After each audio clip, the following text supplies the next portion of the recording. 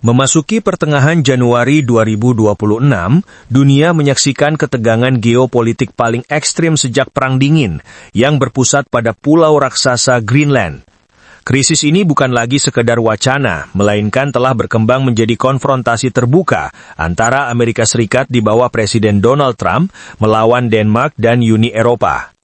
Presiden Trump masih tetap ngotot pada ambisinya untuk mengakuisisi Greenland, menyebutnya sebagai kebutuhan mendesak bagi keamanan nasional.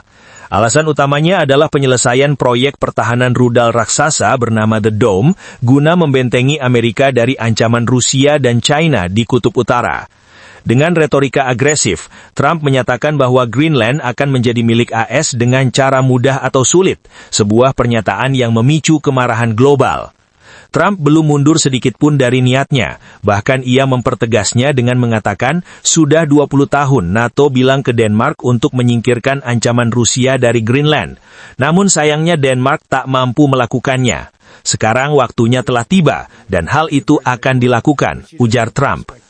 Ambisi ini semakin diperparah oleh rasa kecewa pribadi Trump karena gagal meraih Nobel Perdamaian, yang menurutnya membuat ia kini lebih fokus pada kekuasaan strategis daripada sekedar diplomasi damai. Eropa tak tinggal diam, mereka melawan.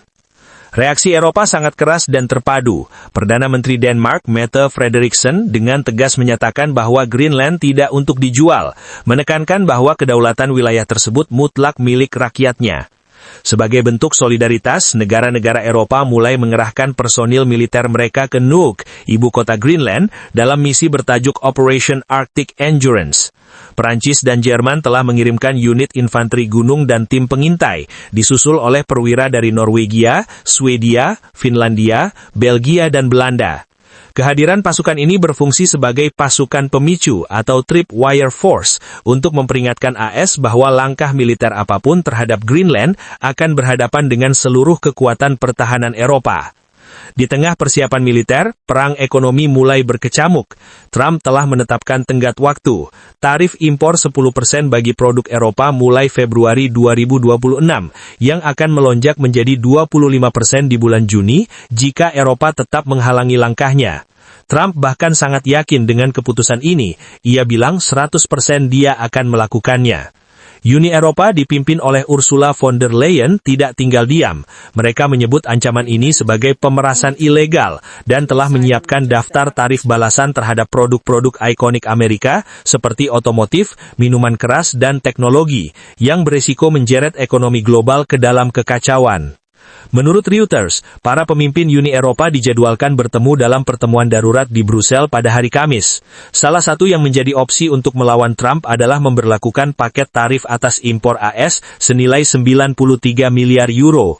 Ini dapat diberlakukan secara otomatis pada tanggal 6 Februari setelah ditangguhkan selama 6 bulan. Menurut Politico, Presiden Prancis Emmanuel Macron bahkan telah mendesak Uni Eropa untuk mengaktifkan apa yang disebut bazooka, yaitu perdagangan anti pemaksaan sebagai tanggapan atas ancaman tarif dari Trump tersebut. Instrumen ini menawarkan beberapa tindakan perdagangan yang dapat diambil untuk menghukum pesaing dagang yang mencoba mengancam blok tersebut. Tindakan itu mencakup pembatasan investasi dan akses ke skema pengadaan publik, serta pembatasan perlindungan kekayaan intelektual. Ini merupakan langkah yang signifikan dari Eropa, karena instrumen anti-koersi ini awalnya dirancang untuk negara-negara yang tidak bersahabat terhadap Eropa, namun kini digunakan untuk membalas Amerika Serikat, menunjukkan betapa seriusnya Eropa dalam masalah ini. Menteri Keuangan Jerman mendukung rencana Macron ini. Lars Klingbeil mengatakan bahwa Eropa harus mempersiapkan bazooka perdagangannya untuk menyerang balik Trump. Kesabaran Eropa terhadap Trump sudah mencapai batasnya. Kita terus-menerus mengalami provokasi baru. Kita terus-menerus mengalami antagonisme baru yang dilakukan Presiden Trump. Dan di sini kita, orang Eropa, merasa bahwa batas telah tiba, ujar Klingbeil. Kanada bahkan lebih keras lagi. Perdana Menteri Carney bilang kalau Kanada akan siap membela diri bahkan terhadap AS sebagai respon terhadap ancaman Trump untuk mencaplok Greenland. Penolakan terhadap rencana Trump ini juga datang dari rakyat Greenland sendiri. Mereka telah mengkritik upaya Trump untuk mengambil wilayahnya. Mereka juga melakukan unjuk rasa menolak campur tangan AS di Greenland. Di dalam negeri, mayoritas publik AS tak mendukung rencana Trump. Mereka tak mau mengorbankan aliansi dengan sekutu terdekatnya di Eropa demi ambisi sang presiden. Begitu pula para politisi yang duduk di Kongres dan Senat. Partai Demokrat secara mayoritas jelas menolak, sedangkan Partai Republik, Partai Trump, sikap mereka terbelah antara yang mendukung dan menolak.